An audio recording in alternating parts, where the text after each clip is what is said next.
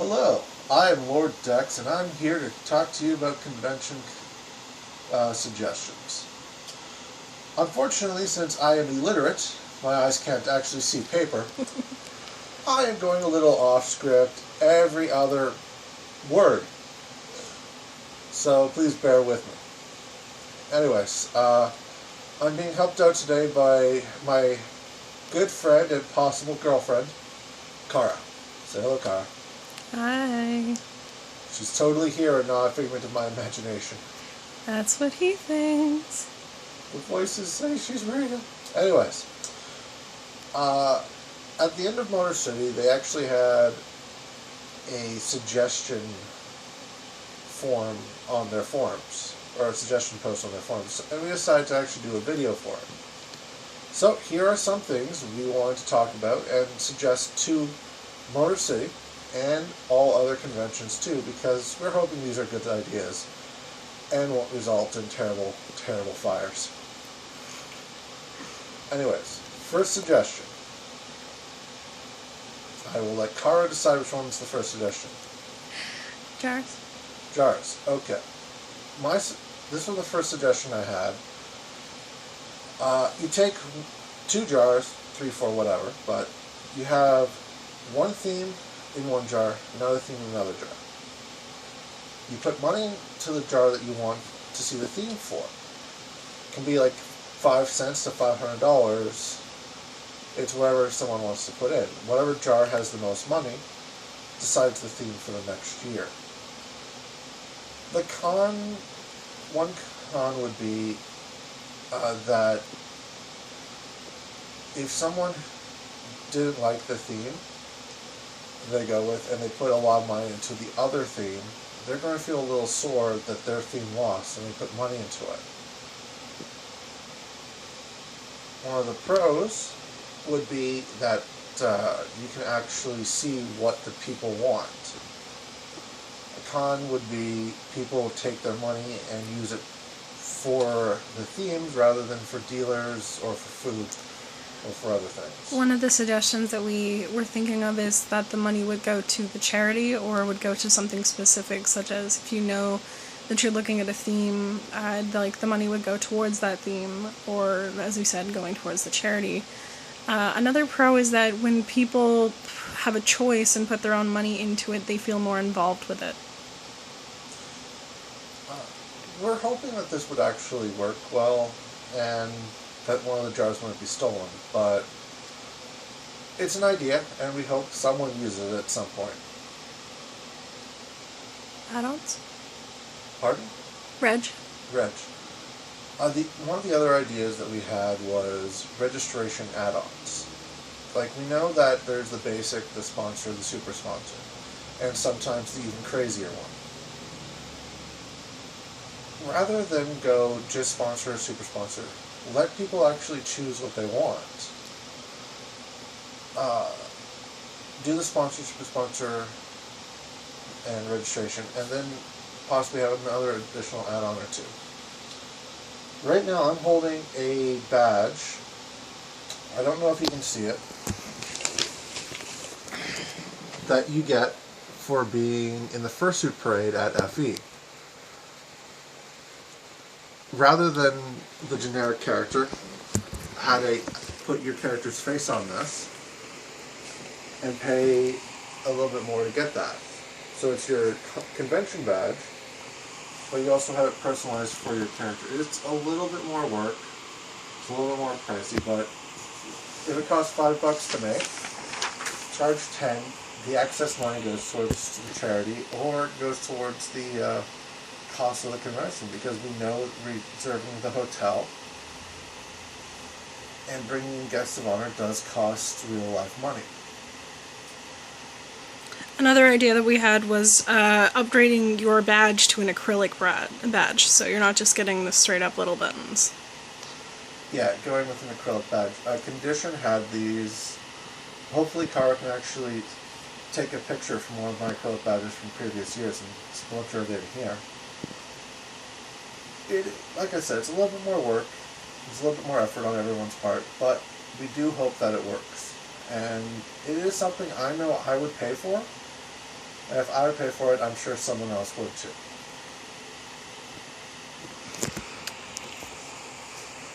One of the ideas I actually had was, we were talking about the theme jars, and I said another idea for the themes was if we did like a silent auction for the theme. It wouldn't be the next year's theme because it would be kind of late planning for like, it would be the year after, but it would be like a minimum bid of 500, all the money would go to the charity, and you could go in and check out what it was at any point in time and bid higher and higher. I mean, there's obviously chances that it could end up in the thousands, or there could be one person who bids it and that's $500. It's still a lot of money, but I mean, you're choosing the entire theme for something, and there'd have to be restrictions, like, still has to be, you know, friendly rated. We can't have, like, nudity theme, so people are running around the hotel naked. That wouldn't, you know, fly. Not as much as somebody would really like that, I'm sure, to a degree. Not that we're pointing fingers. Yeah, topless party much? But yeah, it gives people an option to feel like they're really getting involved as well as they get to make the suggestions, so. It also feels like you're putting money where your mouth is and not just mouthing off. Really true. One of the things that I really liked about Motor City was outside security. Yeah. Every convention I've gone to, every furry convention that I've gone to has had fan-run security. And I've seen a lot of people playing on their laptops, playing on their cell phones. Or using the position for a power trip. Using it as bragging rights. I actually work security. I'm a licensed security guard. I've worked in places I'm not allowed to ever say I worked at. Which is fun. I get to have that bragging right. But while I'm there, I know I have to do a job and I'm held to a certain standard. At conventions, not so much. Not so much. At conventions, I know that there's no background checks, there's no verification of, yes, I totally have the ability to save someone's life through magic of voodoo. But there's also no criminal checks either, because you're not looking at, oh, well, this person's handling money, but you don't know that they have a criminal record in you know, mass thievery or something. Like, there's no actual checks. Like, there's no criminal record checks for somebody to go to the convention, but there should be for volunteers. Now, like, saying that I'm vouching for someone, that does help, but people do get through. And I have seen money go missing, I have seen items go missing, and I have seen people faking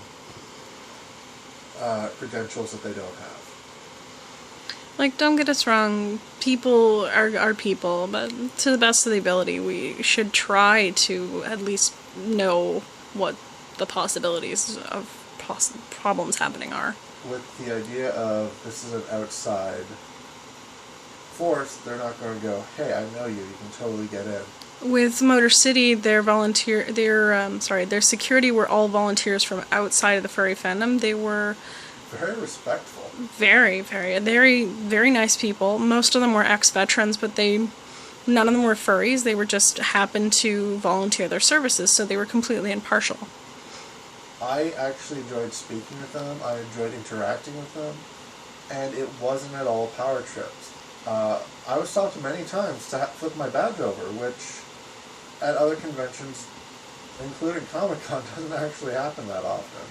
No, you often get waved through a lot regardless, especially if you show up in a costume, so even fursuiters for this were stopped unchecked. It's okay, yes, you're in a fursuit, but you should still have a way to carry your badge. Next one? Newspaper? Newspaper. You can do the newspaper.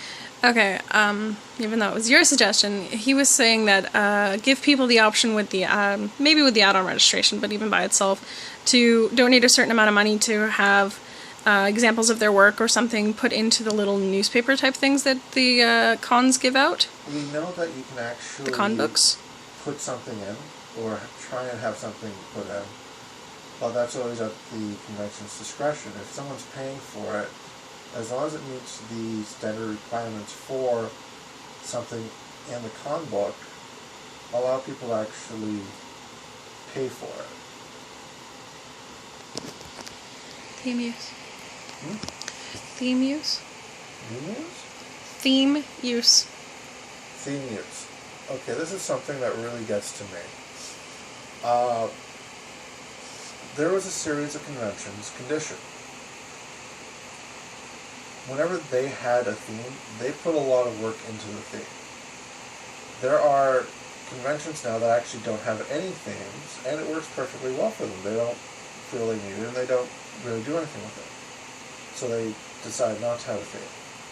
But there are other conventions that go, this is our theme, it's amazing. You do all the work for it, we're not doing anything.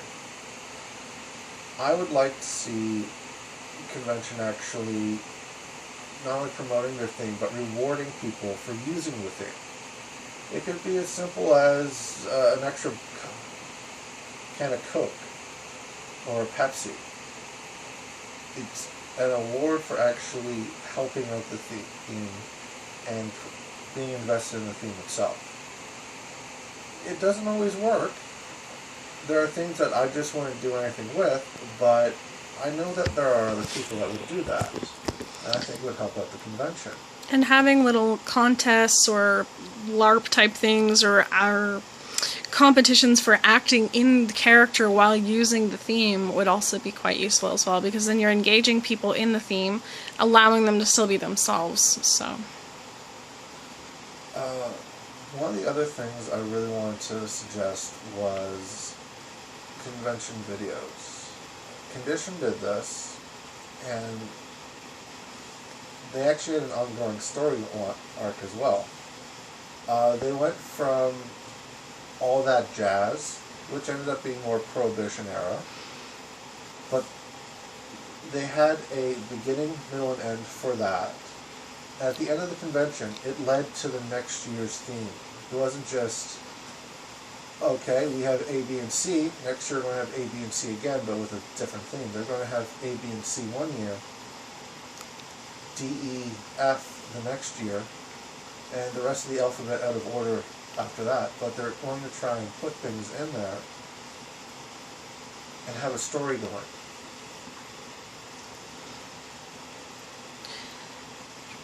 Another one, huh? yeah, I'm just looking at which one would be good. I'm just going to throw a couple quick because I had a couple of ideas myself. Another good thing to throw in the games room would be DDR tournaments and rock band tournaments. That one was your idea. It just gets people more engaged other than just... Gives them something else to do. Yeah, it's just something fun to do. And it doesn't have to be necessarily a tournament. I mean, it could be something you just have an option to do. I was also suggesting that they have, with the con videos that Dexx is suggesting, we were thinking it doesn't even have to be big. If you have a story, it's good to run with the story, but you could just be introducing your con chairs and your members, because people don't necessarily know who they are when they get there. But another thing they could do is do like an example video of the different artists you're expecting to be in the dealer's den, have them submit 2 or 3 pieces that they want to have shown, and this is be like, this is such and such with, these are their art pieces, and you can find them in the dealer's den, you know, like this is, yeah. Tweets and almost spam mail does work, but I personally like more than just Twitter and Facebook. I'd like to actually see... You want to see it. Like, pictures and videos is much more engaging than just, oh hey, we're getting ready for the thing. Like, we really enjoyed watching Motor City post up, like, here's some of the stuff we've already got for the auction, you know? Like, that was kind of cool. One of the other things I'd like to see is volunteering 101. Yeah. There's been a convention, there's been a couple conventions where I volunteered, which is great and fun. But I end up volunteering on my own terms because there are certain things I want to do at a convention. And since there is no local convention to me, I literally have to put out hundreds of dollars to get to the convention, have a room at the convention, and then I end up having to pay to do that, to volunteer. Yeah. Like, you need to know what you're getting into when you're volunteering in the first place. Like, there should be a basic idea of, at our convention, when we say you're doing X, this is what the expectations are, you know. If you're looking to volunteer, I know FE does it where they say the next year you get in free because they don't want people going, I got in free and then I decided not to volunteer, mwahahaha, you know. Like, I do actually agree with that, which is nice. But maybe for those who that year did volunteer, giving them something at the end as acknowledgement, it would be a pretty good start too. T-shirts and stuff, but I'm also looking at like what Comic-Con does. You pay your registration, yeah, but if you volunteer X amount of hours on a day, you get X amount of dollars back from your registration. Yeah. The Ottawa Animation Festival, you can volunteer for them for, I believe, 20 hours? Or, the year that I volunteered, this was, let's face it, I'm old, so a decade ago. If you volunteered for about 20 hours, they give you a ticket for that year for everything else you do. If they just give you, if you volunteer for just 1 hour, you get in for the day. Or that day that you volunteer. Like, yeah, it helps, and it helps the convention. You get immediate rewards for it, rather than having to wait a year when you're sometimes putting out lots of money just to be there. Like, even at the end, if you say, you know, Sunday afternoon there's a little volunteer brunch or something, or snacks or whatever, just to say thank you, it would be a nice idea as well. I mean, obviously you're going to have people that'll help tear down and everything on the Mondays and whatnot, but it's just to cover those people who, you know, already put their time in. So. One other thing for transportation. Are you talking about the having a local person? Local person. Oh, one of the ideas we had was that when people show up, they're not necessarily from the local area or have been there before. So if you have an airport, a bus station, a train station, an average, you know, out-of-towners arrival point, have somebody who's willing to be a volunteer be there for the day, and just when people get off their planes and get off their trains and whatever, you say, here's your directions, or, you know, this is how we get there, or this is the resources we've got, or, oh, hey, we have a shuttle, it's over there, it'll be here in like 40 minutes, or whatever. You don't just need to actually, something. Like, have a convention shuttle. No, just if there happens to be one to where you're going, is what I mean. You know, the person wearing the chauffeur hat, holding the sign going Motor City, or MCLC. Whatever your con is, we were using Motor City as an example, but, you know, Anthrocon, FE, whatever you've got your sign is, Furry Fandom this way, just to help people figure out where they're going. They may already know, but when not everybody gets there and knows, or not everybody gets there and realizes that the building has a really crazy layout, and even though they know they're supposed to take bus 6, they don't know where that actually is for a stop or something, you know? Normally when I go to a convention, I try and be there early or during the off hours so I can walk around, see the layout. Like, I know how to read a map, I know how to read a topographical map, I know how to read a city map, but getting the actual layout and walking around is a big bonus. But that's not always the option. And when every convention I've actually traveled with other people and split a cab, but if I'm going to end up having to take the buses, the train, the subway, whatever, I'd like to actually be able to get there and verify with someone that actually, you know, with the convention, that I know where I'm going, how to get there. Exactly. You said that What the Fur did this, but I didn't go to that, so I'm not sure. But one of the ideas I had a suggestion was make a list of people who are willing to do Precon Badges. And it could be ones that you've seen that you throw on the list, or people who submit their name and say, oh, well, I'm doing Precon Badges, and you just give them your name, or, well, whatever name you want to go by, whether it's your name or your persona or your username or whatnot, and where to find the commission info for that type of badges, and maybe an example. That would be really helpful, because it would also get people known. So if someone's offering it and no one sees it, that's not so great for them, but this gives them a little more view. Like, I know the forums are a great way.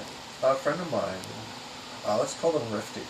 I actually met because they posted on the Ontario forums, Ontario Fur forums, that they're open for commissions for badges for a convention and examples of work.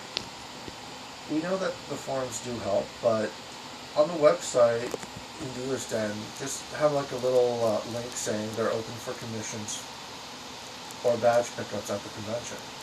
Yeah, and not necessarily just dealers done either. It could be people who are planning to go just as as a usual like member, who happens to be willing to do badges and or even if they're willing to do them and print and laminate them or something and bring them with them. Just people who are willing to do them. They don't even have to be people who are going. Someone might have seen it and said, "That's an amazing theme for that con. I'll do Precon badges for it." Just a general list on the site would on whatever con website it's on would be very helpful. The Sundays Sundays? for the next year. You can start that one off. It's not something I've seen because I haven't really, like, I'm usually running around with my head cut off in the 2 cons I've been to. But Sundays, apparently, sometimes you can put a down payment for the next year. Oh, I haven't seen this done at a furry convention yet, but I've worked larger trade shows, home and garden shows. I think Comic-Con also does this, but one thing is, at the end of the convention on Sunday when things are slowing down, if someone in the dealer center wants to put a deposit on their table for next year, they'd be able to do that. That way you have a stronger list. It's annoying, it starts things off very quickly and a little heavy-handed at the end of the convention when everyone is tired and wants to go to sleep. But it does help the people that were there before get guaranteed a spot for the next year. And it means that there is going to be more trouble with newer people trying to get in. But I have seen it work at larger conventions. Whether or not it can work at a smaller convention, I don't know. I'm not sure. Another suggestion I had was an art raffle. If you have guests of honor who do art and not just make fursuits or whatever it may be, as this last year we saw musicians as guests of honor, and next year Motor City's having a comedian as their guest of honor, which I think is pretty cool because it adds a nice wide variety. But my God, my favorite fluid. The raffle could basically be if you're a sponsor or a super sponsor, you get 1 or 3 tickets respectively into a raffle to win a piece of art of your choosing from one or the other or both guests of honor. And it could be depending on how many people take the slots. So if you get 200 people who are sponsors, you get, an extra piece of art or an added character to it or something. So you basically have a chance to win a piece of art. I think that would also add to people being willing to be sponsor or super sponsor because they have a chance at winning that art as well. Well, if you put $5 towards the raffle, the art costs $200, and there's enough people where there's excess money, so the artist gets paid, the excess money goes towards the charity, or goes towards running the convention, or goes towards buying the Lamborghini for the convention chair. It's an idea. Let's hope that last one is not true. Dating. Oh, this is a terrible idea, but I totally would love to see speed dating at a convention. I wouldn't want to be in the speed dating. I'd like to be watching the speed dating, eating popcorn, and watching people humiliate themselves in speed dating. Lord Dexx is a terrible, terrible person. I'm a terrible, terrible, terrible person. But it is an idea. There's another idea for just a quick panel, is the 3DS needs meet and greet. I'll probably end up trying to run something like that, but it's a meetup where you get to meet other people, and if I have a DS and you have a DS, you might end up being friends just because of the DSs. So we have 2 other points. One of them is the weapons. The last 5 conventions I've gone to that was fan run has had some issues with weapons check. The way I was taught for security, from my own point of view, was, is it real? I have a lightsaber, let's go. No, it's not real. If it was, I'd have a PhD. Can it be used like a real weapon? It's a 6-foot tall aluminum, airplane aluminum grade pipe, where if I hit someone with that, bones will break well before the pipe does. Mm-hmm. Now, while I think I should be able to use it for the parade, but just walking around, there should be something else. I shouldn't, or at least there should be a little zip tie with a sign that says this was secured by X. And not just, like, I can get colored zip ties and walk around at a convention. But a zip tie with a nice little piece of paper that says this was inspected by, Yeah. would be nice. And our last idea is there's most cons do a your first furry fandom, but we were thinking about what about a welcome to the fandom. Now, I'm not sure how much interest there would be directly at each one, but it could be both for people who are new and old. Mostly for those who are new to get an idea of what they're getting into and what they might like or like to do themselves as well, the types of things you can engage in, both in and out of the con, and maybe where to look for local resources or online resources. I figure at the worst, even if cons don't run this because there's not a lot of interest, maybe if people did videos before the con, if they did their con videos, it would help people out. I know a lot, every convention I've gone to, I've brought someone new to a convention. And while most of them have been furries, not all of them know what their persona is, not all of them know what the idea of their species is going to be, because foxes have a certain reputation for reasons. You might want to avoid that for those reasons, or become a fox because of those reasons. Mm-hmm. Just give a general idea of what you can do in the fandom. And it's not even just being like choosing your persona, that's helpful too. It could be helping you learn how to engage that character as a character and not just as here's a picture that I am calling my persona. Fursuiting, it's online and everything else. Yeah, in general. There's also one person I keep getting the story about is they're snow leopard. They like the color purple. I'm being glared at, and I'll let someone else tell their story. No, I'm not covering this story. Okay. Then they realized that they could be a purple snow leopard if they wanted to. Oh, okay. He's talking about my roommate.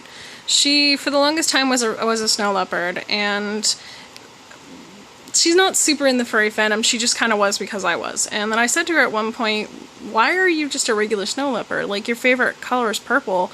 And her answer was, "Oh, I didn't know I could do that." Yes, you can. You can be a purple snow leopard if you want to be. You do not have to be a regular looking animal just because that's what a snow leopard technically looks like. It's opening people's minds, I think, is what you want to suggest there. Anyways, I think we're going to call it quits now. I don't know how far into the tape we are. Far. We're just about out of time, so we'll wrap this up for the night.